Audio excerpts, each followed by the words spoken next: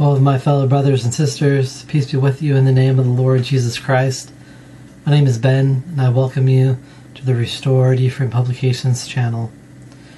Today, we are going to be continuing talking about Living United Order. This is the 27th Living United Order video.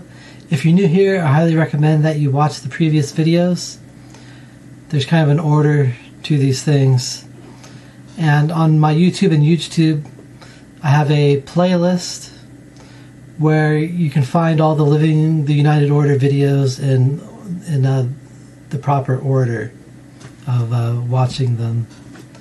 Unfortunately, on BitChute, I don't have a playlist, but you can see in the notes, at the top of the notes of each video, which video number this is, and this is the 27th Living United Order video. So today, I would like to talk about how lust can prevent us from living United Order. Now, you might not think that that would be an issue, and I hope that it's not such a big issue. But you see, the problem is that when we work in United Order, there's men and women in close proximity to each other. And,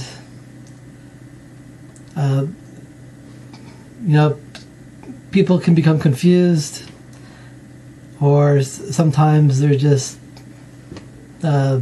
overcome by natural urges, or maybe they have malicious intent.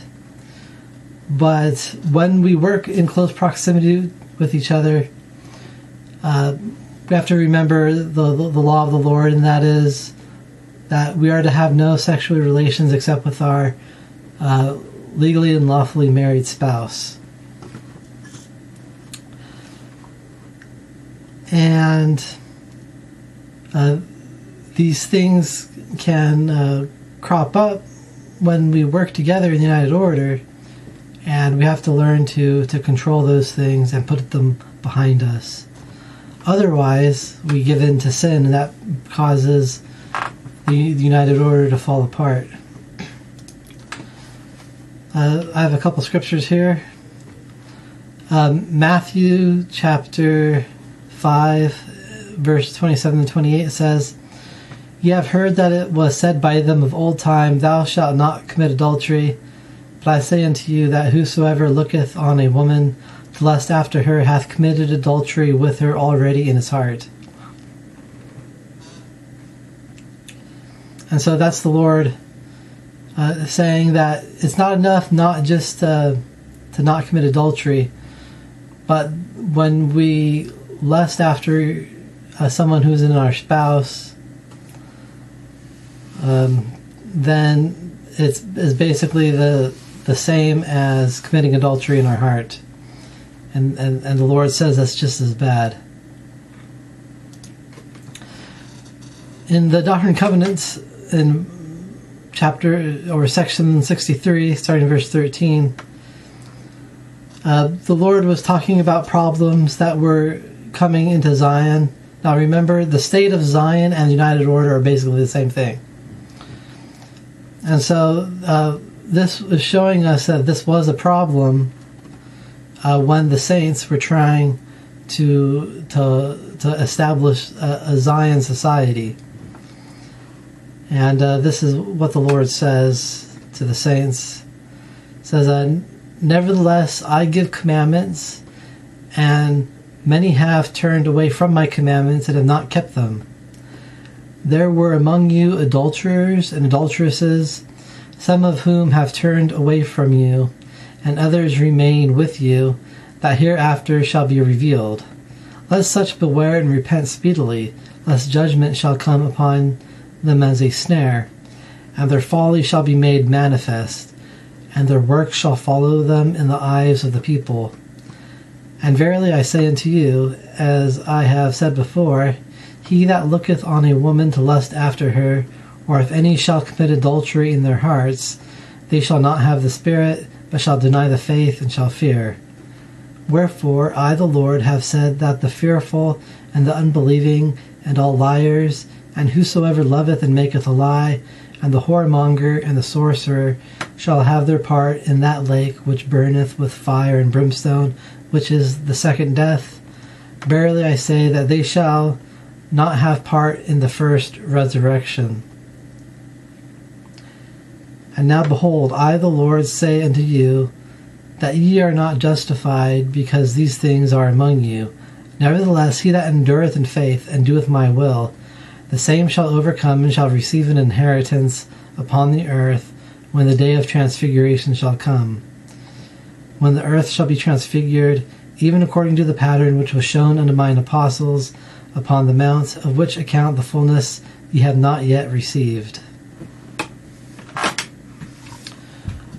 And so, they had problems with some people committing adultery. I doubt it was like this widespread problem. Probably people here and there, but it exists. And it also extends to those who commit adultery in their hearts. Now, the Lord gives us these desires for a purpose, basically to trick us into having kids so that we keep bringing kids into this world.